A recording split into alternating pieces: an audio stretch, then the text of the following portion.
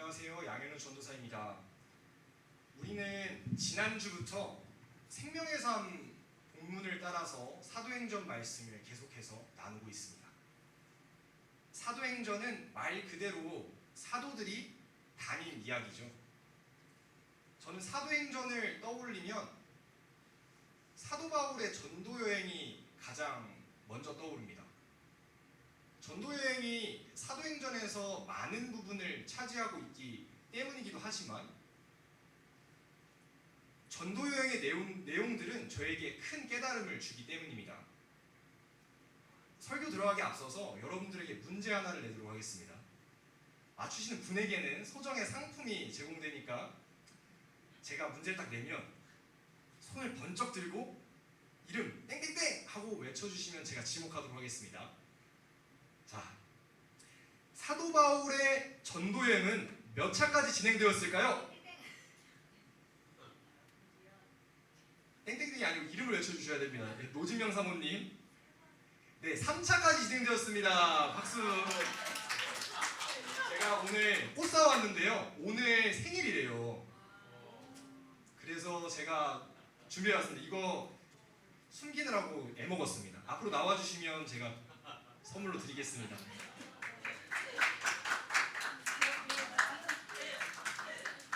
네, 생일 축하드립니다. 몇 차까지라고요? 3차입니다. 3차. 그런데 오늘의 이야기가 참 흥미로운 것이 3차 전도여행의 마지막 이야기라는 점입니다. 오늘은 말씀을 하나하나씩 보면서 우리 함께 나아갈 텐데요. 15절 말씀 한번 띄워주시겠어요? 이 여러 날 후에 여장을 꾸려 예루살렘으로 올라갈세. 이 여러 날 후에로 이야기가 시작됩니다. 15절 앞의 내용이 필요할 것 같죠? 15절 앞의 내용을 잠깐 말씀드리면 이제 3차 전도 여행을 마무리하고 이제 바울이 이렇게 있는데 아가보라는 이름의 선지자가 바울을 찾아오게 됩니다. 그는 바울이 옷에 두르고 있던 그 띠를 가져다가 이렇게 손목에다가 묶고 자기의 발목에다가 묶고 나서는 이렇게 얘기합니다. 바울, 당신 지금 예루살렘으로 가려고 그러지? 그런데 예루살렘에 가게 되면 내가 이렇게 결박당한 것처럼 당신도 끌려가게 될 거야. 바울과 함께 있던 사람들도 그 얘기를 함께 들었습니다. 바울을 사랑하는 사람들이에요. 그 얘기를 들으니까 어떤 일들이 일어났겠습니까? 아니, 바울 선생님 안 가시면 안 됩니까? 가지 마세요 제발. 저렇게 당할 거 아는데 왜 가시려고 하는 거예요? 바울은 이렇게 이야기합니다.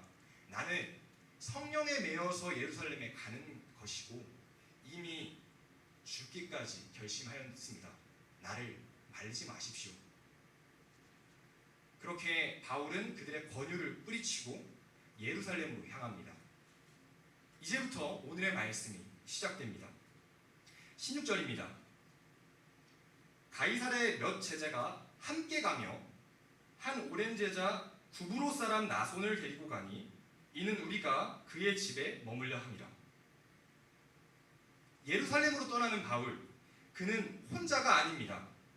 말씀에 나온 것처럼 함께 머물던 사람들과 함께 떠납니다. 구브로 사람 나손은 바울 일행이 예루살렘에서 머물 곳을 제공하기로 했습니다. 그리고 가이사랴의 몇 제자가 함께 가죠. 그는 혼자가 아닙니다. 비록 많은 사람들이 아가보 선지자의 예언을 듣고 극구 반대했지만 이내 그들은 다시 하나가 되어서 성령께서 인도하시는 바울의 사역을 지원합니다. 17절에서 19절을 함께 볼까요?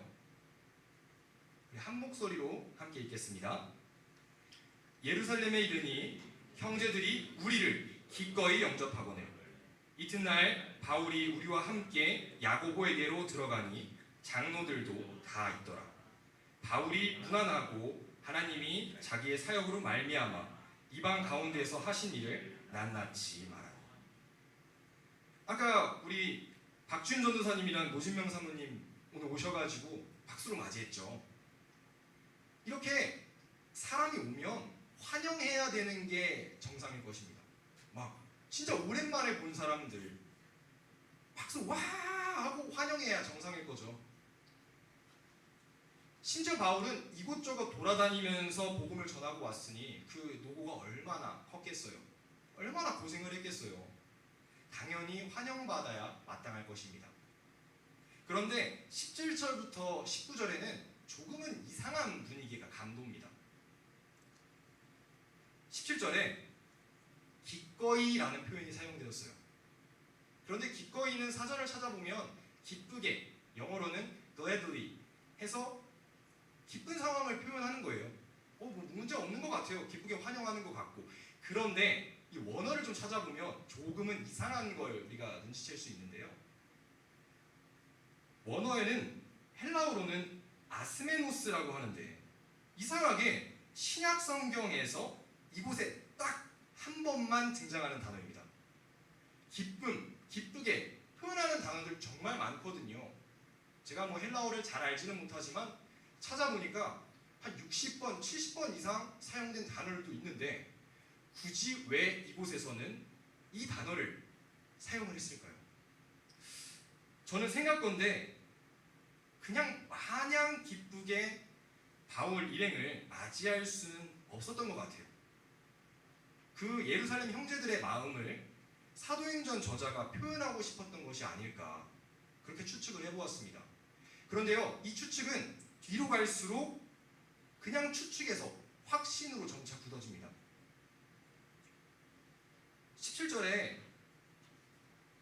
우리를 기꺼이 영접하거늘 이라고 표현했어요. 모두를 함께 지칭한 거죠.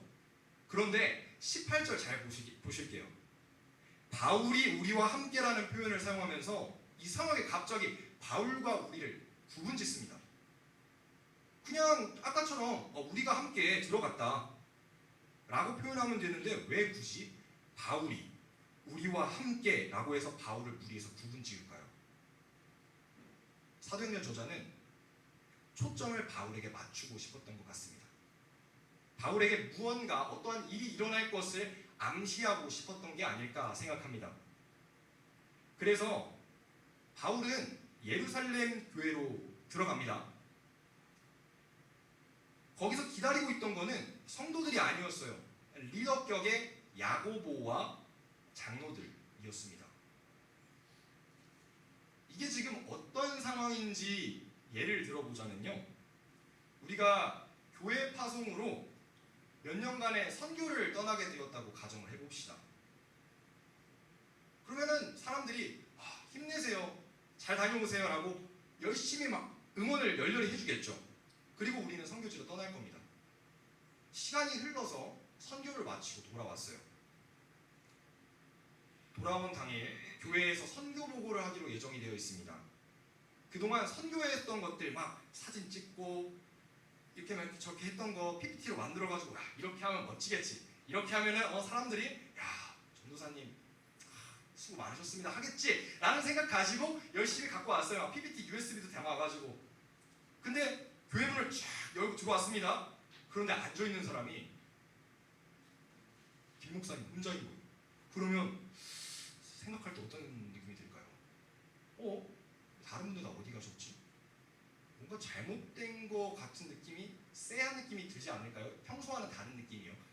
김 목사님 앉아 계신 게 잘못됐다는 건 아닙니다. 이런 불안감이 들겠죠. 이게 아까 말한 야고보와 장로들만 앉아있는 상황과 유사한 경우입니다. 이러한 관점에서 19절을 계속해서 읽으면요, 낱낱이, 영어로는 in detail라고 하는데 이런 긴장이 감도는 분위기가 더욱 고조됩니다. 뭔가 취조하는 분위기 같이 느껴지기도 해요. 낱낱이 이야기를 했대요. 야고보와 장로들이 묻고 바울이 낱낱이 답하는 질의응답이 오고 갔을 겁니다. 그냥 읽으면요, 그냥 상세히 자세히 얘기한 거구나 라고 생각할 수 있겠는데 앞에 내용을 찬찬히 제가 말씀드린 관점에서 읽다 보면 이거 조금 뭔가 이상하다 하는 생각을 하실 수도 있겠습니다. 20절에서 21절 말씀입니다. 그들이 듣고 하나님께 영광을 돌리고 바울더러 이르되 형제여 그대도 보는 바에 유대인 중에 믿는 자 수만 명이 있으니 다 율법의 열성을 가진 자라. 내가 이방에 있는 모든 유대인들을 가르치되 모세를 배반하고 아들들에게 할례를 행하지 말고 또 관습을 지키지 말라 한다 함을 그들이 들었도다.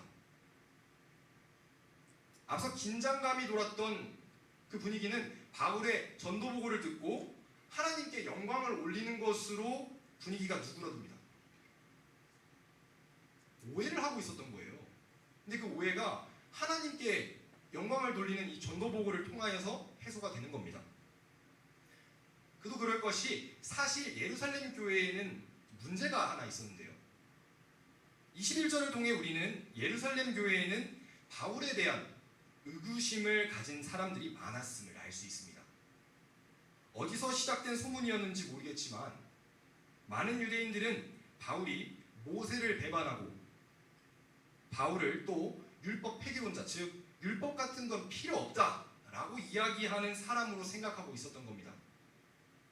모세를 배반하고 율법을 부정하는 것은 유대인들에게 있어서 하나님을 거부하는 것이었기 때문에 굉장히 큰 이슈가 될 수밖에 없었던 거예요. 그런데 이게 점점 커지고 또 커지고 스노우볼링 굴리듯이 막 커지니까 예루살렘 교회 리더들도 바울이 정말 그러한가? 의구심을 가질 정도였던 겁니다. 얼마나 심각한 문제였겠습니까? 그러나 이것은 하나도 맞는 게 아니에요.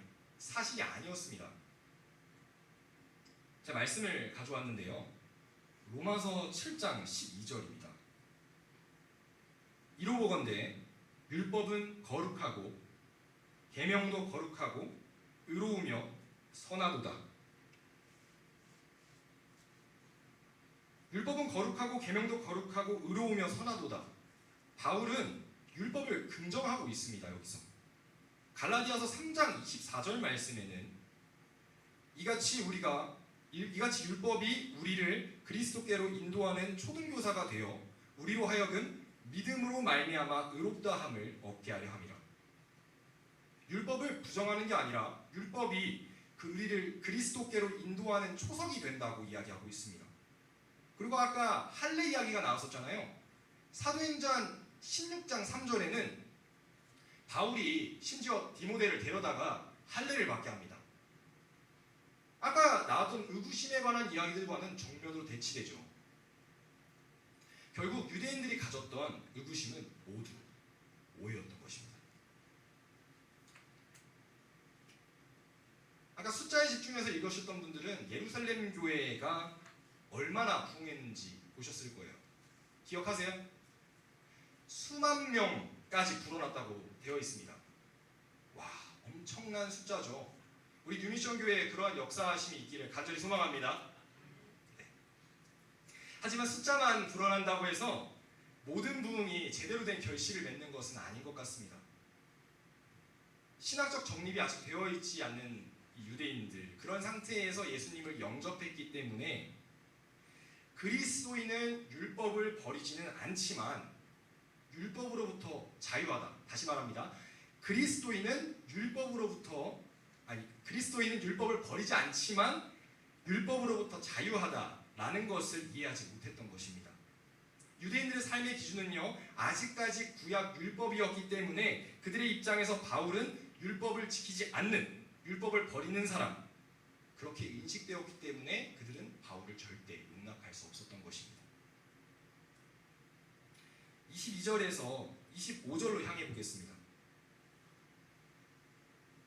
그러면 어찌할꼬 그들이 필연 그대가 온 것을 들으리니 우리가 말하는 이대로 하라. 선한 네 사람이 우리에게 있으니 그들을 데리고 함께 결례를 행하고 그들을 위하여 비용을 내어 머리를 깎게 하라. 그러면 모든 사람이 그대에 대하여 들은 것이 사실이 아니고 그대도 율법을 지켜 행하는 줄로 알 것이라. 주를 믿는 이방인에게는 우리가 우상의 제물과 피와 목매어 죽인 것과 음행을 피할 것을 결의하고 편지하였느니라. 사도 바울의 전도 보고를 들은 예루살렘 교회의 오해는 해소되었지만 아직까지 어떠한 문제가 남아 있어서 예루살렘 교회는 심각한 고민에 빠집니다. 그 문제가 무엇입니까?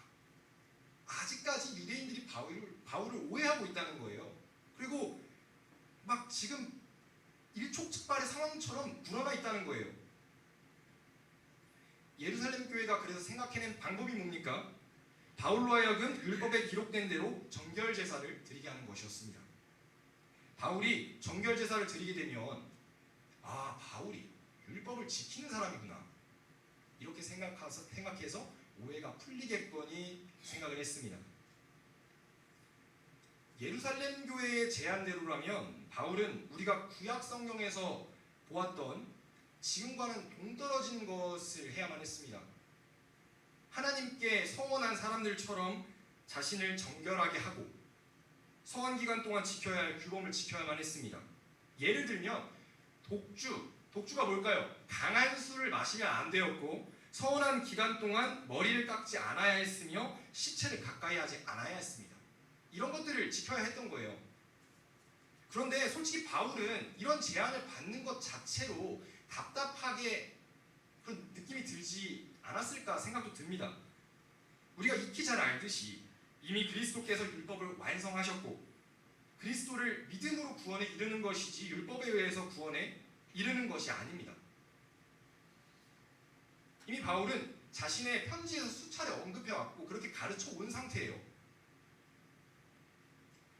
그러나 유대인들은 이 사실을 듣고 그리스도인이 되었음에도 율법의 삶에서 자유롭지 못했습니다. 그리스도를 믿음으로써 구원에 이른다는 사실만이 복음의 본질이라고 한다면 유대인들은 아직까지 비본질에 연연하고 있었던 것입니다. 마지막 26절 우리 함께 읽을까요? 함께 읽겠습니다. 시작. 바울이 이 사람들을 데리고 이튿날 그들과 함께 결례를 행하고 성전에 들어가서 각 사람을 위하여 제사 드릴 때까지의 결례 기간이 만기된 것을 신고하니라. 바울은 결국 예루살렘 교회의 제안을 받아들입니다. 지금껏 자신이 가르쳤던 것들과 상충되는 제안일지라도 수용합니다. 외부의 압력에 의해서 비굴하게 그냥 그래 뭐 어쩔 수 없지 라고 한 것처럼 보이기도 해요. 근데 바울은 도대체 왜 이렇게까지 했을까요? 유대인들이 두려워서? 유대인들에게 잡혀서 죽을까봐 그런 생각을 했을까요? 그런 결정을 했을까요? 아닙니다. 바울은 이미 아가보 선지자의 예언을 듣고 사람들이 만류하는 과정에서 나는 성령에 매여서 예루살렘으로 갑니다. 여러분, 나는 이미 죽기까지를 각오했습니다. 말리지 마십시오. 라고 이야기했던 사람이에요. 그런 사람이 유대인들 때문에 두려워서 타협을 했을까요? 바울이 이렇게까지 행동했던 이유는요, 그 어떠한 것보다 그리스도의 복음이 전해지는 것을 가장 우선시했기 때문입니다. 예루살렘이 삶의 마지막이 된다는 그런 예언을 들었음에도 순종하면서 나아갔던 것은요, 바울은 유대인들을 얻고 하나님의 사역을 위한다는 그 본질 하나만을 바라보았기 때문입니다. 우리는 삶을 살아가면서 비본질을 본질인 양 착각하면서 살아가는 경우가 많습니다. 비본질을 본질인 것처럼 생각하면서 살아갈 때가 많습니다. 그러면서 이렇게 이야기하죠. 이것은 한치도 양보할 수 없는 것이야. 이건 진리 싸움이야. 이건 그래서 하나도 양보할 수 없어. 그래서 오늘 내가 당당하게 얘기했지. 안 된다고 말이야. 그래서 나는 오늘도 이거를 지켜냈어. 라고 생각하시는 분들 많이 있습니다. 무엇이 본질이고 무엇이 비본질인지를 구분하는 것은 상당히 어려운 일임을 압니다. 가끔은 비본질이 본질인 양 중갑해서 우리를 혼란스럽게 할 때도 많거든요. 하지만 제가 명확하게 제시할 수 있는 기준 한 가지는요, 거기에 사랑이 있느냐입니다. 바울은 당대 최고의 지성인이었습니다. 그리고 다메섹 도상에서 예수님을 직접 만난 사도였습니다. 그로 말할 것 같으면 어느 누구와 붙여놔도 꿀리지 않는 사람이었어요. 바울이 자신의 지식과 사도의 권위로서 당당하게 거부해도 그 사람들은 어쩔 수 없었을걸요. 그렇지만 바울은 어떻게 했습니까? 그 요청을 승낙했어요. 바울에게는 유대인들을 위한 사랑이 있었습니다. 바울은 율법 지킴을 보이는 것이 유대인들을 얻는 것보다 크다고 생각하지 않았어요. 그에게 있어서 율법 지킴을 보이는 것은 비본질이었던 것입니다. 바울은 또한 예루살렘이 하나님께 중요한 선교지였음을 깨달았습니다. 자신에 대한 괜한 오해로 문제가 발생되어서 하나님의 일하심에 누가 될까봐 심히 염려스러웠습니다. 바울은 율법 지킴을 보이는 것보다 하나님의 일하심, 하나님의 선교지를 향한 사랑이 더 크다고 느꼈던 것입니다. 그에게 있어서 율법 지킴을 보이는 것은 비본질이었던 것입니다. 이것은 타협이 아닙니다, 여러분. 비본질에 유연함으로 대처하는 지혜입니다. 다시 말하지만 이것은 타협이 아닙니다. 비본질에 유연함으로 대처하는 지혜입니다. 우리는 바울이 예루살렘 교회의 제안을 받아들이겠다 순종한 그 순간 그 누구보다 복음의 진심이었다는 사실을 기억해야 할 것입니다. 사진을 좀 준비해 왔는데요. 많이 익숙하시죠? 그런데 혹시 작가와 제목까지 아시는 분 있으신가요?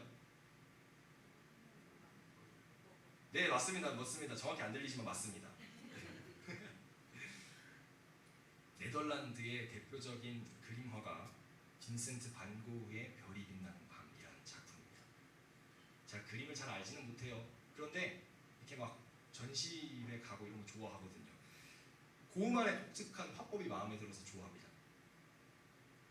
별이 빛나는 밤에는요, 여러분들이 잘 알고 계시겠지만 이 작가의 가장 대표적인 그림이죠. 정신병을 앓고 있을 때 그린 작품이라고 해요. 정신병원에서 고흐는 정신적 질환으로 인한 고통을 떠올려 그림 속의 소용돌이를 묘사했다고 합니다. 다음 그림 한번 볼까요? 이거는 그냥 제가 인터넷에서 검색하다가 찾게 된 건데요. 동양화입니다. 좀 전의 그림과 비교하면 어떤 차이가 있나요? 좀 휑한 느낌도 들고 덜 알록달록하고 뭔가 없어 보이고. 별이 빛나는 밤은 그림으로 꽉 채워져 있는 반면 동양화는 빈 공간이 많죠. 동양화는 여백을 많이 사용합니다. 여백 또한 그림의 일부라고 생각하는 거죠. 물론 여백을 잘라내도 그 의미를 전달하는 데는 아무런 문제가 없습니다. 그냥 이 앞에 있는 그림만 동그라미 잘라서 보여줘도 나 이거 그렸습니다 해도 의미 전달에는 문제가 없을 것 같아요. 하지만 그림이 완성되지는 못하겠죠. 어쩌면 우리는 하나님의 여백이었을지 모릅니다. 없어도 의도를 전달하는데 아무런 지장이 없던 존재였을지도 몰라요. 하지만 하나님께서는요, 예수님을 우리 가운데 보내주셔서 우리라는 여백에 아름다움을 담아내셨습니다. 그렇게 우리는 아름다움의 여백이 되었습니다. 잃어버린 한 마리 양까지 찾는 것이 예수님의 마음이라면요, 어쩌면 바울은 예루살렘 교회의 제안을 받아들인 그 순간에 예수님의 마음을 깨닫고 그것을 행동으로 옮겼던 것이 아닐까 생각합니다. 그래서 그리스도의 복음을 제대로 모르는, 그래서 이해하지 못하는 유대인들에게 야, 너 그거 잘못됐어, 이거 아니란 말이야 라고 이야기하지 않았어요. 내가 한 걸음 물러나더라도 그들을 품을 수 있다면, 그들을 얻을 수 있다면, 그들을 그리스도의 복음으로 다시금 새롭게 할 수 있다면 그것으로 족하다라는 생각을 가지고 아름다운 여백을 위해 나아갔던 것이 아닐까 생각합니다. 마지막으로 우리 고린도전서 말씀 읽고 마치겠습니다. 여러분들을 위해서 읽어드리겠습니다. 내가 모든 사람에게서 자유로우나 스스로 모든 사람에게 종이 된 것은 더 많은 사람을 얻고자 함이라. 유대인들에게 내가 유대인과 같이 된 것은 유대인들을 얻고자 함이요, 율법 아래에 있는 자들에게는 내가 율법 아래에 있지 아니하나 율법 아래에 있는 자같이 된 것은 율법 아래에 있는 자들을 얻고자 함이요. 율법 없는 자에게는 내가 하나님께는 율법 없는 자가 아니요 도리어 그리스도의 율법 아래에 있는 자이나 율법 없는 자와 같이 된 것은 율법 없는 자들을 얻고자 함이라. 약한 자들에게 내가 약한 자와 같이 된 것은 약한 자들을 얻고자 함이요 내가 여러 사람에게 여러 모습이 된 것은 아무쪼록 몇 사람이라도 구원하고자 함이니 내가 복음을 위하여 모든 것을 행함은 복음에 참여하고자 함이라. 기도하겠습니다.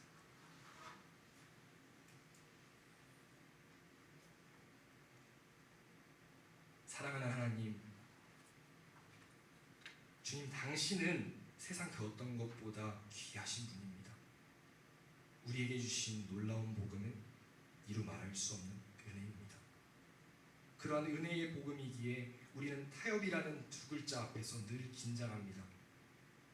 바울 또한 예루살렘 교회에서 자신의 신념을 굽혀야 하는 것과 같은 순간을 마주했을지도 그것이 복음을 두고 타협하는 것이라 생각되었을지도 모릅니다. 하지만 바울은 본질이 무엇이고 비본질이 무엇인지 분별했습니다. 우리 앞에 비본질의 것들이 본질처럼 위장해서 나타날 때에 주님께서 우리에게 보이신 긍휼의 마음으로 분별하게 하시고 우리가 복음의 다른 것들에 연연하지 않도록 하옵소서. 지혜와 사랑을 구합니다. 그저 여백에 지나지 않던 우리에게 아름다움을 선물하셔서 아름다운 여백이 되게 하신 것처럼 우리 또한 그러한 삶을 살 수 있도록 인도하여 주시옵소서. 감사드리며 예수님의 이름으로 기도합니다.